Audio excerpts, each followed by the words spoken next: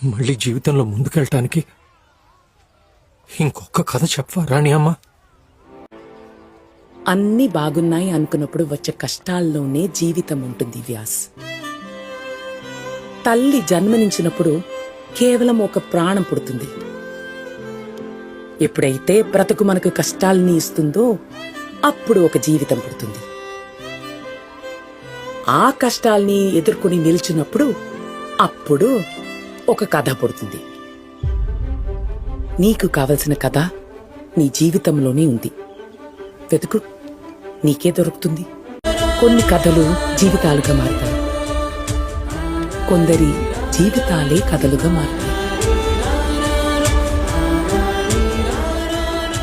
జీవితం ఆగిపోతుందని జీవించడాన్ని ఆపితే ఎలా వ్యాస్?